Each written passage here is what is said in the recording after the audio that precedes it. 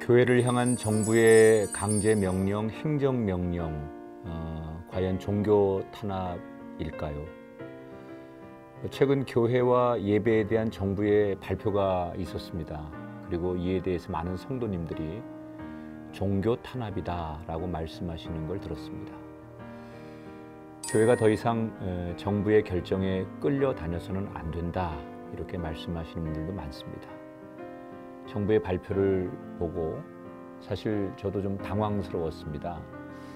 그리고 아쉽고 또 유감스러운 부분도 있었습니다. 개인적으로 이런 생각이 좀 들었는데, 일방적으로 발표를 하기 전에 기독교와 먼저 대화를 했으면 어땠을까?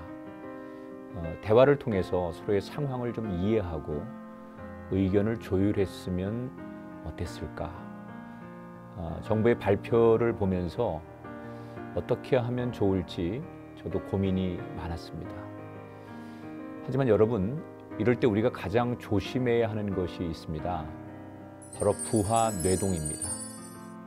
이리저리 왔다 갔다 하는 것은 길을 잃어버리기 딱 좋은 말입니다. 물론 우리가 외부의 소리에 귀를 기울이지 않는 것은 큰 문제가 됩니다. 하지만 우리가 지켜야 될 중심과 균형을 잃어버리면 우리의 목소리는 아무런 힘도 가질 수가 없습니다. 그렇다고 여러분들이 지금 제 얘기를 오해하시면 안 됩니다. 적당히 회색지대에 머물러 있으라는 말이 아닙니다. 극단의 소리에 거리를 두라는 거죠. 이 코로나19 감염을 막기 위해 우리가 사회적 거리를 두는 것처럼 우리가 너무 휩쓸려서는 안 되겠다. 한번 휩쓸리기 시작하면 우리에게 씌워진 프레임에 갇혀서 벗어나기가 어렵습니다. 다시 말하면 균형을 잃지 말자는 얘기입니다. 우리가 기본적으로 취해야 될 입장은 정부는 정부의 일에 최선을 다한다. 종교 탄압의 프레임에 갇히지 않았으면 좋겠다. 정부가 내리는 결정을 무조건 부정적으로만 생각하면 안 됩니다. 정부는 기독교의 적이 아닙니다. 정부는 우리가 싸워 이겨야 할 대상도 아닙니다. 설사 정말 종교 탄압의 의도가 담겨 있다고 하더라도 우리의 중심은 복음을 지켜내는 것입니다. 예수 그리스도의 중심을 둔 기독교의 가치관을 지켜내는 것이죠. 물론 정부가 우리의 근간을 흔든다면 우리는 순교자의 정신으로 싸울 수도 있어야 합니다.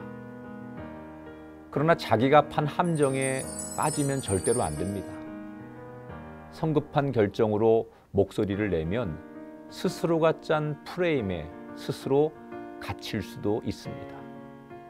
성경에 뱀처럼 지혜롭고 비둘기처럼 순결하라는 예수님 말씀을 우리는 그 어느 때보다도 가슴 깊이 새겨야 할 때이지 않을까 생각합니다. 사실 우리 개신교는 다른 종교들과 더불어서 코로나19에 대해서 너무나 잘 대처해 왔습니다. 예배의 본질에 대해 고민하고 또 선제적으로 온라인 예배로 전환을 빠르게 했습니다. 그리고 지금은 예배의 회복을 꿈꾸고 있습니다. 철저하게 방역 수칙을 지키면서 이 기간 동안 우리는 정부의 방침에 끌려다니지 않았습니다. 그 어느 때보다도 하나님을 뜨겁게 사랑하며 교회 정체성을 찾았습니다. 그리고 자신과 같이 이웃을 사랑하는 마음으로 사회적인 책임을 감당했습니다. 물론 안타깝게도 일부 방심했던 공동체도 있었습니다. 중심을 지키지 못한 부분이 분명히 있었지요. 또한 구성원 모두가 완전히 같은 생각을 공유할 수도 없습니다. 하지만 이런 한계 속에서도 우리는 지금까지 잘 해왔습니다. 그리고 앞으로도 잘 해나가리라 믿습니다. 나아가 우리가 중심을 지키고 균형을 잃지 않는다면 이전의 실수들도 줄여갈 수 있을 거라 생각합니다. 정부의 이 방침에 대한 아쉬움과 유감을 갖습니다. 하지만 우리 자신도 돌아보며 어떤 것이 하나님의 뜻일까를 깊이 묵상하고 생각하는 한 주가 되었으면 좋겠습니다.